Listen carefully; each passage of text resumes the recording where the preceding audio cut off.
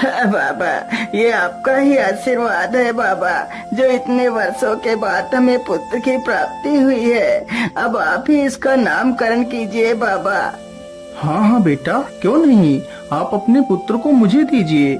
साधु जैसे ही उस बच्चे को अपनी गोद में लेता है तो देखता है उसके दाहिने हाथ पर एक नीले रंग का चिन्ह बना हुआ है जो राजयोग को दर्शाता है। साधु उस बच्चे के ऊपर उस चिन्ह को देखकर हैरान रह जाता है। क्या बात है बाबा, आप इतना परेशान क्यों लग रहे हैं? बेटा, मैं परेशान नहीं हूँ, मैं तो बहुत खुश हूँ। तुम्हारा यह बेटा बहुत ही तकदीरी है। तुम्हारे बेटे के किस्मत में राजयोग लिखा है। हाँ बाबा, मैं कुछ समझा नहीं, आप क्या कहना चाह रहे हैं बाबा? बेटा, तुम्हारा यह पुत्र राजा बनेगा। ये 14 वर्ष की आयु में ही इस राज्य की राजकुमारी से विवाह कर राजा बन जाएगा। साधु की यह बात सुनकर हरिया बहुत खुश हो जाता है। इसी प्रकार कुछ दिन गुजर जाते हैं। और तेज, शिकार बस कुछ ही दूर पर है। राजा हिरन के पीछे भागते भागते काफी दूर निकल जाता है, लेकिन हिरन राजा के हाथ नहीं लगता। ओहो, सत्यानाश हो तेरा, भागते भागते इतनी दूर निकल आया, लेकिन हिरन तो हाथ लगा ही नहीं। और प्यास भी इतनी जोर की लगी है। आसपास तो कोई नदी और तालाब भी नहीं है। मुझे लगता है इस ओर कोई गांव नजदीक ही पड़ेगा। चलो इस ओर ही चलता हूँ।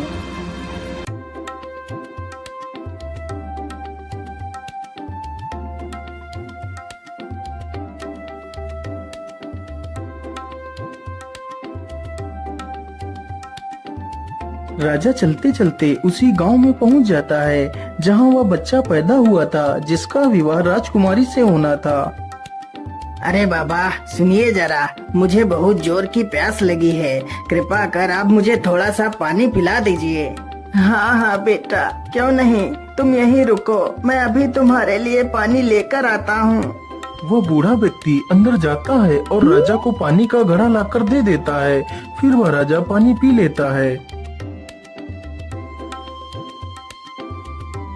अरे बाबा, ये इतने सारे लोग इकट्ठे होकर कहाँ जा रहे हैं? अरे बेटा, ये सारे लोग हरिया के घर जा रहे हैं। उसके घर एक बहुत ही तकदीरी पुत्र पैदा हुआ है। उसकी भविष्यवाणी साधु बाबा ने की है। लेकिन बाबा, उस साधु ने ऐसी क्या भविष्यवाणी की है जो ये सारे लोग उसके पुत्र को देखने के लिए जा रहे हैं? बेटा, साधु बाबा ने बताया था कि जब हरिया का बेटा 14 वर्ष का हो जाएगा तो उसका विवाह इस राज्य के राजा की पुत्री के साथ होगा और उसका पुत्र इस राज्य का राजा बनेगा। उस बूढ़े व्यक्ति की यह बात सुनकर राजा को बहुत गुस्सा आया कि आखिर एक किसान का बेटा उसकी पुत्री से विवाह कैसे कर सकता है। अरे नहीं नहीं, मैं ऐसा किसी भी हालत में नहीं होने दे सकता। मुझे कुछ ना कुछ तो करना ही होगा।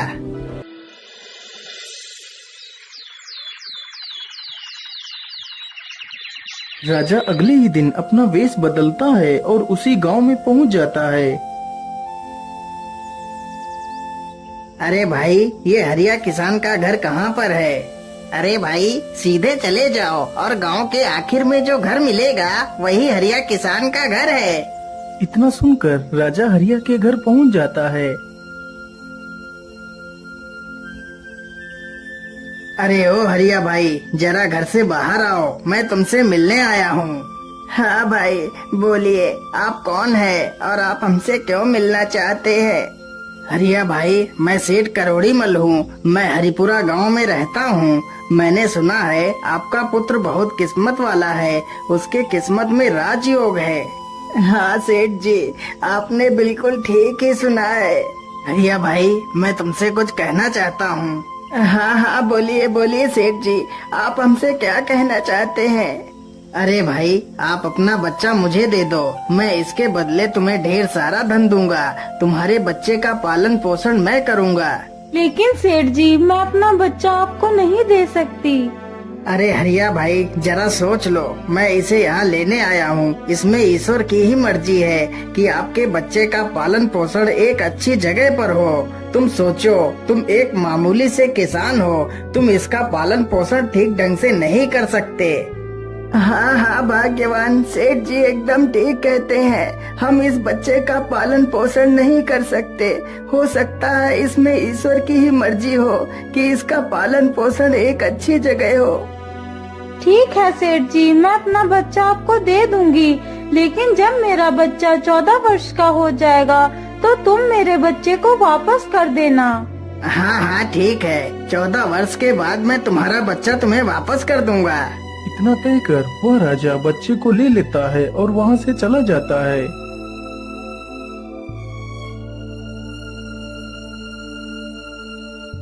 क्या करूं? इस मासूम को मारने के लिए तो मेरे हाथ उठ ही नहीं रहे हैं। मैं ऐसा करता हूं, इसे एक लकड़ी के संदूक में बंद कर देता हूं और इसे नदी में बहा देता हूं, या इसी नदी में डूबकर मर जाएगा। इतना सोचकर राजा उसे एक लकड़ी के संदूक में बंद कर देता है और उसे नदी में बहा देता है।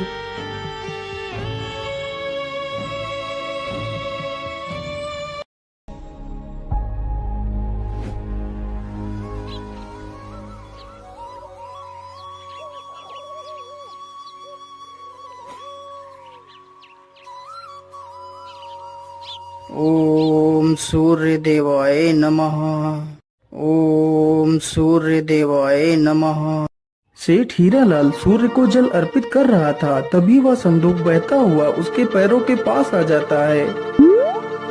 अरे ये संदूक कैसा है? आखिर इस संदूक में क्या है? चलो इसे बाहर निकाल कर देखता हूँ।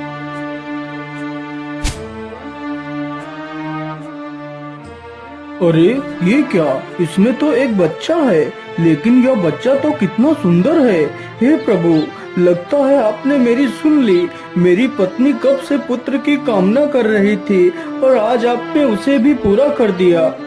सेठ जल्दी से उस बच्चे को उठाकर अपने घर ले जाता है और अपनी पत्नी को सारी कहानी सुनाता है। हे प्रभु, आपका बहुत बहुत धन्यवाद जो आपने मेरी इस इच्छा को भी पूरा कर दिया। इसी प्रकार धीरे धीरे 14 वर्ष गुजर जाते हैं। सेठ ने उस लड़के का नाम सूरज रखा।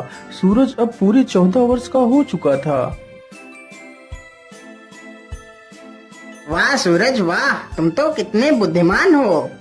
सूरज की प्रशंसा गुरुजी कर रहे थे, तभी वहाँ से वही राजा गुजरता है जो किसी दूसरे राज्य में किसी जरूरी कार्य के लिए जा रहा था। अरे इतना सुंदर युवक मैंने आज तक नहीं देखा। आखिर यह किसका पुत्र है? वाह वाह, तुम तो वाकई में कितने बुद्धिमान हो। लेकिन तुम किसके पुत्र हो बेटा? मैं सेठ हीरालाल का पुत्र हूँ। अच्छा, ठीक है बेटा, जाओ जाओ, तुम अपना काम करो। इतना पूछकर राजा सेठ हरिदयाल के घर जाता है।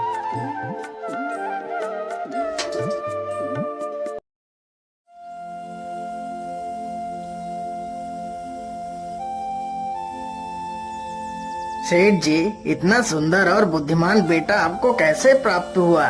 महाराज, वह मेरा बेटा नहीं है। मैंने तो सिर्फ उसका पालन पोषण किया है। इसके आधार पर वह मेरा बेटा ही हुआ। लेकिन सेठ जी, यह लड़का आपको कहाँ से मिला? फिर सेठ राजा को सारी कहानी सुनाता है। ओहो, इसका मतलब यह वही लड़का है जिसे मैंने 14 वर्ष पहले एक नदी में बहा दिया था। राजा और सेठ आपस में बात कर ही रहे होते हैं कि तब तक वहाँ पर सूरज आ जाता है। सेठ जी, यदि आप बुरा ना माने तो मैं एक पत्र लिखकर अपनी महारानी को कुछ संदेश भेजना चाहता हूँ। यदि आपका बेटा सूरज उस पत्र को महारानी तक पहुँचा दे तो मैं आपको 100 सोने की मोहरें दूंगा। हाँ हाँ महाराज, क्यों नहीं, मैं आपका संदेश लेकर जरूर जाऊंगा। राजा ने चुपचाप एक संदेश लिखा और उस पर अपनी मोहर लगा दी। फिर सूरज को पकड़ा दिया। सूरज उस पत्र को लेकर वहाँ से निकल पड़ता है।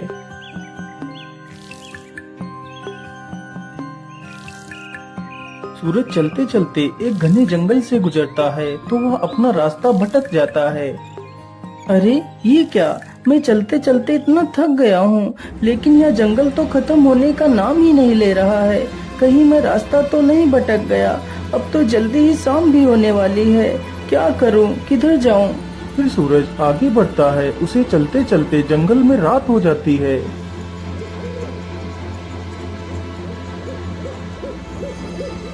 अरे उधर क्या है? मुझे लगता है या तो कोई झोपड़ी है। चलो मैं आज रात इसी झोपड़ी में बिता लेता हूँ। इतना सोचकर सूरज अपने घोड़े से नीचे उतरता है और झोपड़ी के अंदर चला जाता है।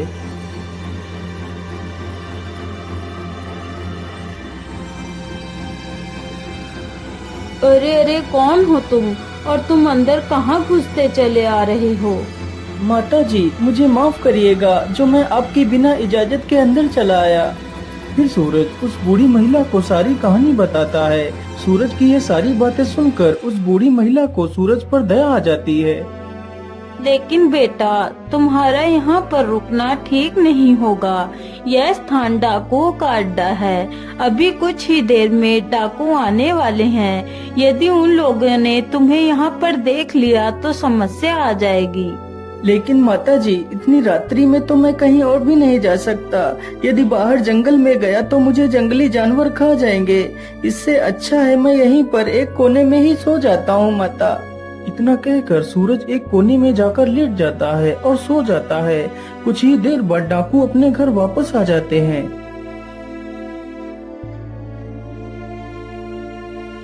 अरे यह कौन है जो इतना निडर होकर हमारे घर में सो रहा है? सरदार, यह सूरज है। बड़ा ही नेक दिल बच्चा है। फिर वह बूढ़ी महिला सारी कहानी उन डाकुओं को सुनाती है। उस डाकू ने जब यह बात सुनी तो उसे राजा की करतूतों पर संदेह हुआ। आखिर ऐसा क्या लिखा है इस संदेश में राजा ने? मुझे इस संदेश को खोलकर देखना ही होगा। वह डाकू जल्दी से उस संदेश को खोलकर देखता है। ये लड़का जैसे ही यह पत्र लेकर तुम्हारे पास पहुँचे तो इसे मरवा कर वहीं दूर कहीं दफना देना। ये कार्य मेरे आने से पहले हो जाना चाहिए। अरे राम राम राम, यह राजा तो कितना दुष्ट है। जिसके द्वारा चिट्ठी भिजवा रहा है उसी को मरवाने का आदेश भी दे रहा है। अरे नहीं नहीं, मुझे तो कुछ करना ही होगा। मुझे इस मासूम को बचाना ही होगा।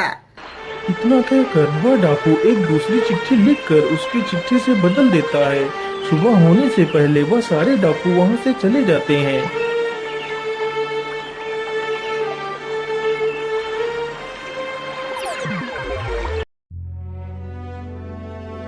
अच्छा माता जी, अब तो सुबह हो गई है। अब मैं चलता हूँ। यहाँ पर आश्रय देने के लिए आपका बहुत बहुत धन्यवाद।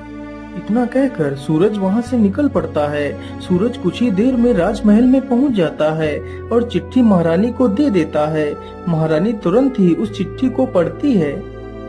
यह लड़का बहुत ही ईमानदार और नेक दिल है। यह हमारी राजकुमारी के लायक है। इसलिए मैं चाहता हूँ हमारी राजकुमारी का विवाह इसी के साथ हो।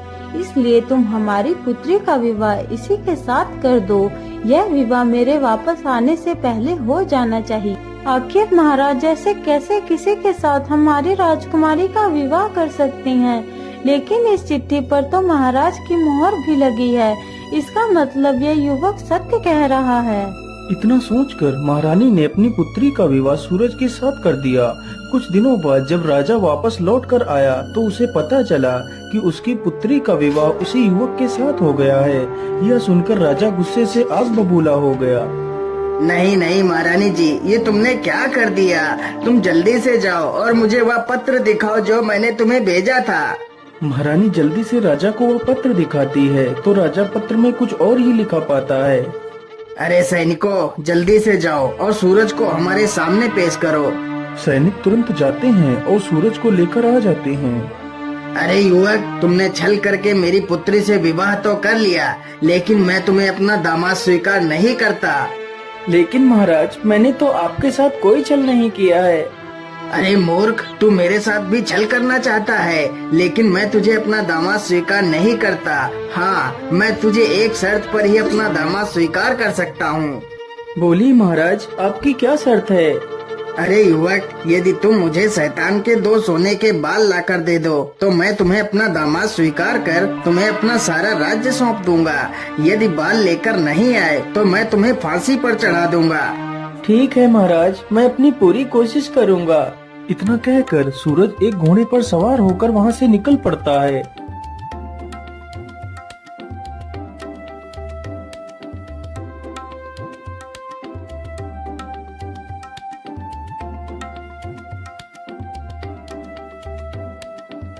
वह चलते चलते एक दूसरे राज्य में पहुंचता है तो उसे वहीं पर रात हो जाती है।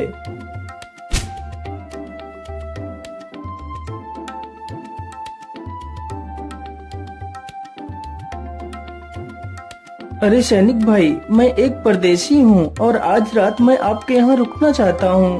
सैनिक तुरंत ही सूरज को राजा के पास ले जाते हैं। लेकिन बेटा, तुम शैतान के बाल लेने के लिए तो निकल पड़े। क्या तुम्हें पता भी है वह शैतान कहाँ रहता है? महाराज, मैं सब कुछ जानता हूँ। अच्छा, यदि तुम सब कुछ जानते हो तो क्या तुम यह भी जानते हो कि हमारे राज्य का सबसे बड़ा कुआं सूख क्यों गया, जबकि उसमें सबसे मीठा पानी निकलता था? हाँ महाराज, मैं यह भी जानता हूँ कि आपका मीठे पानी का कुआं क्यों सूख गया है। तो फिर मुझे जल्दी से बताओ, वह कुआं क्यों सूख गया है? यदि तुमने मुझे उसके सूखने का कारण बता दिया तो मैं तुम्हें सोने चांदी से तौल दूंगा। लेकिन महाराज, मैं इसका जवाब आपको अभी नहीं दे सकता। मैं इसका जवाब वापस आकर दूंगा।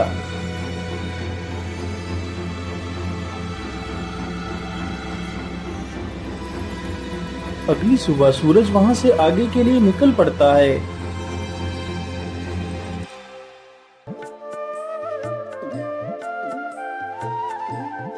वह चलते चलते एक बड़ी सी नदी के पास पहुँचता है। ओहो, रास्ते में तो इतनी बड़ी नदी पड़ गई है, लेकिन मैं इसे पार कैसे करूं? तभी देखता है कि एक व्यक्ति नाव लेकर उसकी तरफ चला आ रहा है।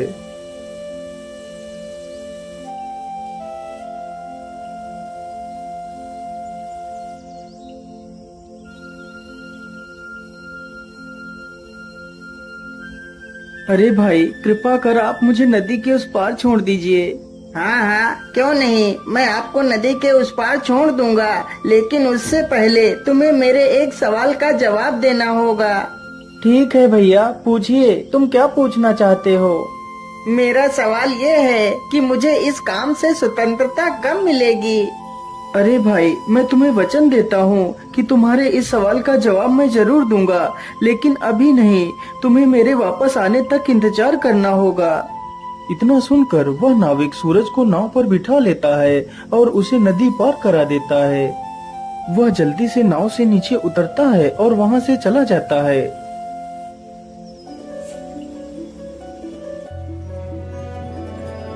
सूरज चलते चलते एक गुफा के पास पहुँचता है। मुझे लगता है यह वही गुफा है जिसमें वह राक्षस रहता है। चलो इसके अंदर चलता हूँ। इतना कहकर वह गुफा के अंदर घुस जाता है।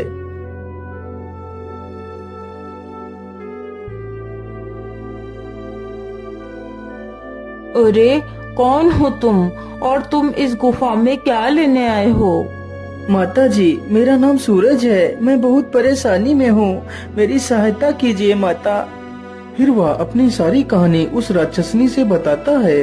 वह राक्षसनी उस शैतान की माँ थी जिसके 2 सोने के बाल सूरज लेने के लिए उस गुफा में गया था। माता जी, यदि मैं 2 सोने के बाल लेकर नहीं गया तो राजा मुझे सूली पर चढ़ा देगा।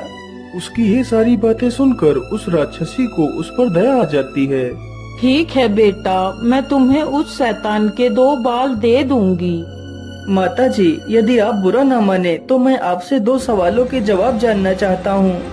ठीक है बेटा, पूछो, तुम मुझसे क्या पूछना चाहते हो? फिर सूरज वही दोनों सवाल पूछता है कि वह कुआं क्यों सूखा और उस नाविक को स्वतंत्रता कब मिलेगी। बेटा, इन सवालों के जवाब तो मैं भी नहीं दे सकती। इनके जवाब तुम्हें मेरा बेटा ही दे सकता है। तुम ऐसा करो, मैं तुम्हें एक चींटी बना देती हूँ और तुम यहीं कहीं पर छिप जाना। यदि मेरे बेटे ने तुम्हें देख लिया तो वह तुम्हें नुकसान भी पहुंचा सकता है। इतना कहकर वह बूढ़ी डायन उसे एक चींटी बना देती है। वह चींटी चुपचाप जाकर एक स्थान पर छिप जाती है। तभी कुछ ही देर में वह राक्षस भी आ जाता है। मनुष्य की दुर्गंध। अरे, ये मनुष्य कहाँ है? कहाँ है वह मनुष्य? अरे बेटा, तुम किस मनुष्य की बात कर रहे हो? यहाँ पर तो कोई भी मनुष्य नहीं है।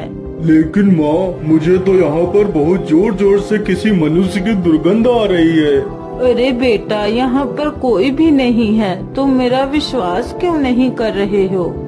अच्छा ठीक है माँ, मैं आज बहुत थक गया हूँ, अब तो मैं सोने के लिए जा रहा हूँ। हाँ हाँ बेटा, थक तो आज मैं भी बहुत गई हूँ। चलो मैं भी थोड़ा सा सो लेती। इतना कहकर दोनों आराम करने लगते हैं। कुछ ही देर में राक्षस गहरी नींद में सो जाता है।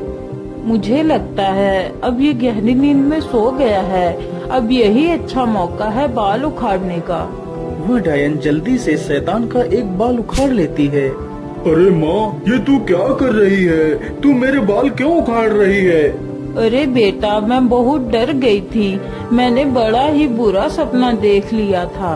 ओहो माँ, तूने ऐसा क्या सपना देख लिया जो तू इतना डर गई है? मैंने देखा कि उम्बल राज्य का एक कुआं, जिसमें कुछ साल पहले बहुत मीठा पानी निकलता था, अब वही कुआं पूरी तरह से सूख गया है। आखिर ऐसा कैसे हो सकता है? अरे माँ, तो इसमें इतना परेशान होने की क्या जरूरत है? वह कुआं इसलिए सूखा है क्योंकि उसमें एक बड़ा सा पत्थर पड़ा है और उस पत्थर के नीचे एक बड़ा सा मेढक है। यदि उस मेढक को बाहर निकाल दिया जाए तो वह कुआं फिर से मीठे पानी से भर जाएगा। इतना कहकर वह शैतान फिर से सो जाता है। जब वह शैतान फिर से गहरी निद्रा में चला जाता है तो वह डायन फिर से उसका एक बाल उखाड़ लेती है। ओए हाय माँ, तूने तो मुझे मार ही डाला। अब तुझे क्या हुआ? अब तूने कौन सा सपना देख लिया? अब तो मैंने और भी बुरा सपना देखा। मैंने देखा कि झुंझुन नदी पर जो नाविक नाव चलाता है वह मुझसे पूछ रहा है कि मुझे मेरे इस कार्य से कब आजादी मिलेगी। अरे माँ, वह नाविक मूर्ख है।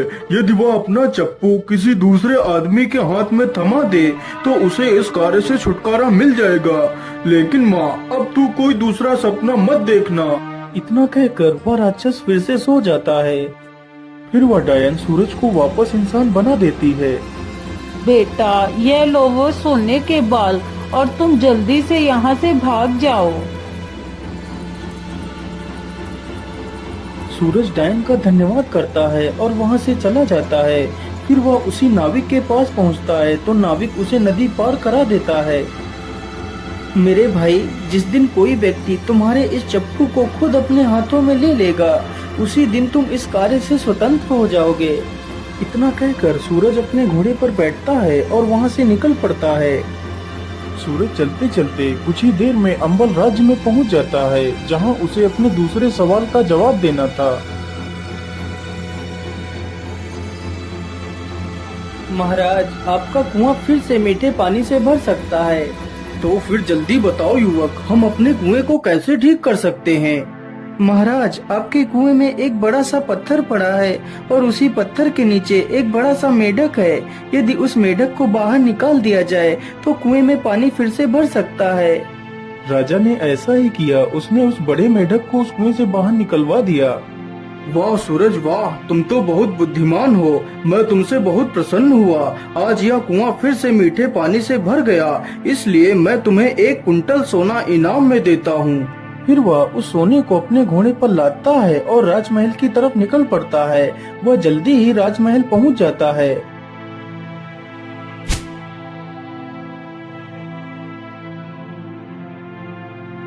ये लीजिए महाराज, मैं आपके लिए शैतान के बाल लेकर आ गया हूँ। अच्छा अच्छा ठीक है, लेकिन तुम इन दोनों थैलों में क्या लेकर आए हो? महाराज, इसके अंदर सोना है। सूरज जल्दी से उन दोनों थैलों को राजा के सामने ही खोल देता है। इतना सारा सोना देखकर राजा हैरान हो जाता है। अरे इतना सारा सोना, लेकिन इतना सारा सोना तुम्हें कहाँ से मिला है? महाराज, मुझे यह सारा सोना झुंझुन नदी के उस पार पहाड़ियों से मिला है। वहाँ पर बहुत सारा सोना पड़ा है। मैं जितना भी सोना वहाँ से ला सकता था उतना ही लेकर आया हूँ। अच्छा, तो क्या मैं भी वहाँ से सोना ला सकता हूँ? हाँ हाँ महाराज, क्यों नहीं। जब आप झुंझुन नदी के पास पहुंच जाना तो तुम्हें एक नाविक मिलेगा। तुम उस नाविक का चप्पू खुद लेकर नाव चलाना और नदी के उस पार निकल जाना, तभी वह सोना तुम्हें दिखाई देगा। यदि तुमने नाव स्वयं नहीं चलाई तो वह सोना तुम्हें कभी नहीं मिलेगा। इतना सुनते ही राजा के मन में लालच आ जाता है और वह तुरंत ही झुंझुन नदी पर पहुंच जाता है। अरे ओ नाविक, जल्दी से इधर आ, मुझे नदी के उस पार जाना है। इतना सुनते ही नाविक जल्दी से नाव को नदी के किनारे पर लाता है। राजा तुरंत ही उसका चप्पू खुद उठाकर नाव चलाने लगता है। तभी वह नाविक उस नाव पर से गायब हो जाता है और राजा उसी नाव का नाविक बनकर रह जाता है। उधर सूरज ही उस राज्य का राजा बन जाता है। अरे हरिया भाई, अपना बेटा मिल गया। हमारे राज्य का राजा 14 वर्ष का लड़का बना है और उसका विवाह राजकुमारी से हुआ है। इसका मतलब वही तुम्हारा पुत्र है। इतना सुनते ही हरिया और उसकी पत्नी राजमहल पहुंच जाते हैं और अपनी सारी कहानी सूरज से बता देते हैं। हाँ हाँ सूरज बेटा, यही तुम्हारे असली माता पिता हैं। तू मुझे नदी में एक लकड़ी के संदूक में मिला था। इतना सुनकर सूरज अपने माता पिता को अपने गले से लगा लेता है और उस राज्य में ही राज करने लगता है।